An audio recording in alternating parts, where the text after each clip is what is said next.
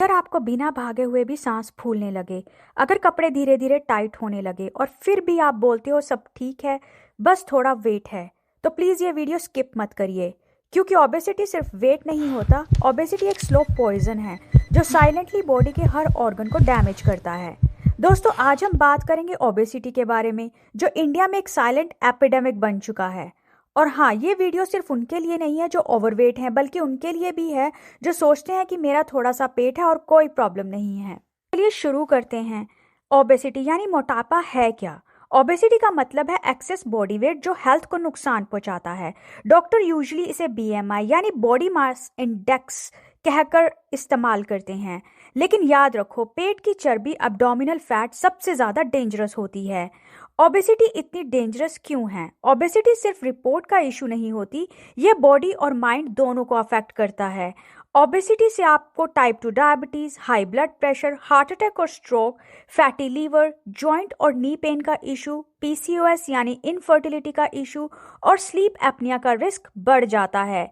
लेकिन एक बहुत इंपॉर्टेंट बात जो आप इग्नोर कर देते हैं, ओबेसिटी से डिप्रेशन और लो मूड भी हो सकता है। डे टाइम स्लीपीनेस, पूरा दिन थकान का रहना, एनर्जी लेवल कम रहना और फोकस और प्रोडक्टिविटी काफ़ी गिर जाती है। और जब एनर्जी लो होती है तो मोटिवेशन भी लो हो जाती है।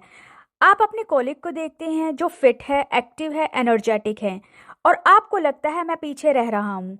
इस वजह से लाइफ के टारगेट्स डिले हो जाते हैं, करियर ग्रोथ स्लो हो जाती है, कॉन्फिडेंस गिरने लगता है।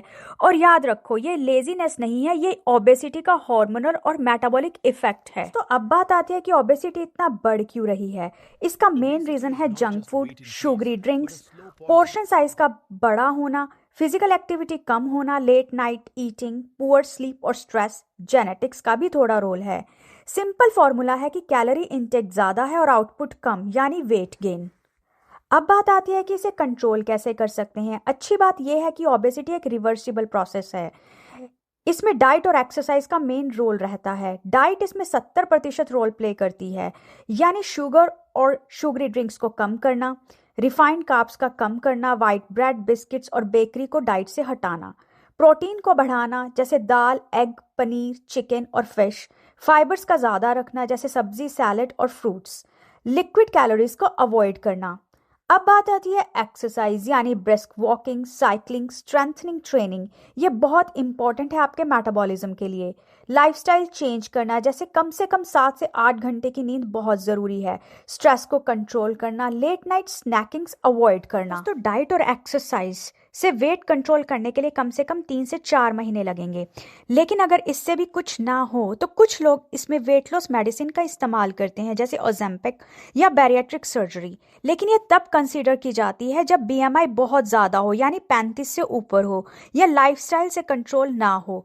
डॉक्टर की प्रॉपर गाइडेंस की ज़रूरत है। ये कोई शॉर्टकट नहीं है, ये एक सपोर्टिंग टूल है। यहाँ तक कि सर्जरी और इस मेडिसिन के साथ साथ भी आपको प्रॉपर डाइट और एक्सरसाइज का रेगुलर ख्याल रखना है।